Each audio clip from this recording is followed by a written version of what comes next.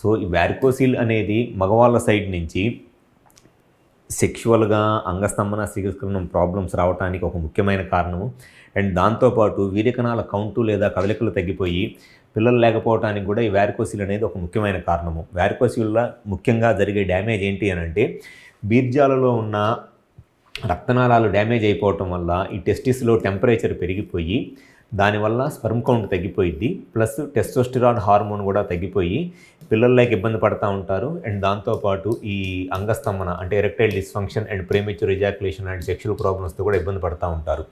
ఎప్పుడైనా సరే varicocele problem ఉన్నప్పుడు ఫస్ట్ పేషెంట్సే వాళ్ళంతటా వాళ్ళు నోటీస్ చేసి ఎంత తొందరగా దాన్ని ట్రీట్మెంట్ చేయించుకుంటే టెస్టిస్ని అంత ఎర్లీగా సేవ్ చేసి అది మళ్ళీ నార్మల్ ఫంక్షన్కి వచ్చేటట్లు చేయవచ్చు. సో ఎవరైతే సెక్షువల్గా ఇబ్బంది పడుతున్నా, లేకపోతే పిల్లలు లేక మ్యారేజ్ అయ్యి పిల్లల కోసం ట్రై చేస్తున్నా, ఈ వీరికణాల కౌంటు లేదా కదలికలో ప్రాబ్లం ఉండి పిల్లలకి ఇబ్బంది పడుతున్నా, మీ సైడ్ నుంచి వారికోసిల్ ప్రాబ్లం ఏమైనా ఉంది అని చెక్ చేయించుకోవాలి అనుకుంటే ఒకసారి మా హాస్పిటల్కి వచ్చి కన్సల్ట్ అవ్వండి. మాకు విజయవాడ, వైజాగ్, రాజమండ్రి, నెల్లూరు మరియు కర్నూలులో బ్రాంచెస్ ఉన్నాయి. ఈ 5 ప్లేసెస్లో ఎక్కడైనా సరే కాల్ చేసి అపాయింట్మెంట్ తీసుకొని ఒకసారి వచ్చి కన్సల్ట్ అవ్వండి. మీ సైడ్ నుంచి సంతాన సమస్యలు కానీ, సెక్షువల్ సమస్యలు కానీ ఏ ప్రాబ్లం ఉన్నా, ముఖ్యంగా వారికోసిల్ లాంటి ప్రాబ్లమ్స్కి 100% సొల్యూషన్ చెప్పడం అనేది జరుగుతుంది.